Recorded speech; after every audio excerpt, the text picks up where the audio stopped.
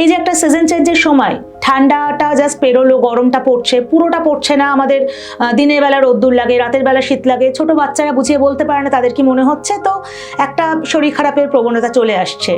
তো ছোট শিশুদের, সদ্যজাত থেকে শুরু করে টডলারদের যত্ন এই গরম পড়ার সময়টায় কেমন হবে? মনে রাখতে হবে বাচ্চারা কিন্তু সবচেয়ে বেশি ভোগে সিজন চেঞ্জের সময়, যখন শীত শুরু হয় এবং যখন শীত শেষ হয়। এখন শীত শেষ হচ্ছে, বসন্তকাল প্রায় শুরু হয়ে গেছে। তো এই সময় যেটা হয় যে খুব ভোরের দিকে বা রাতের দিকে একটু ঠান্ডা লাগে এবং দুপুর দিকে গরম লাগে।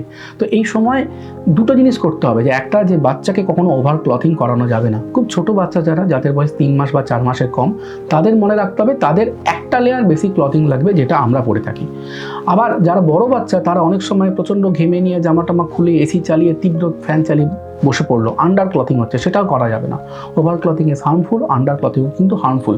যেরকম টেম্পারেচার থাকবে সেরকম ব্যবস্থা কিন্তু নিতে হবে।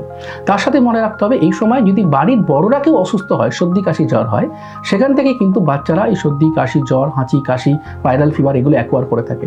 সেই বড়রা যদি মাস্ক ইউজ করেন এবং বাচ্চা থেকে একটু দূরে থাকেন, তাহলে বাচ্চাদের কিন্তু সতর্ক রাখা যায়। এবং এই সময় চট করে বাচ্চাদের প্রচণ্ড ঠান্ডা এক্সপোজার করে দেওয়া, মানে পরপর অনেকগুলো ঠান্ডা আইসক্রিম খেয়ে নিল, ঠান্ডা জল, বরফ খেয়ে নিল, ফ্রিজ খুলে দাঁড়িয়ে পড়লো, বা প্রচণ্ড তীব্র চিল এসির মধ্যে ঢুকে গেল, সেটা হলে কিন্তু সমস্যা ডেফিনেটলি বাড়ে। তো সেগুলো একটু খেয়াল রাখতে হবে, তাহলেই বাচ্চারা সুস্থ থাকবে। সম্পূর্ণ ভিডিওটি দেখতে ভিজিট করুন আমাদের ইউটিউব পেজ দ্য ওয়ার্ল্ড আরোগ্য।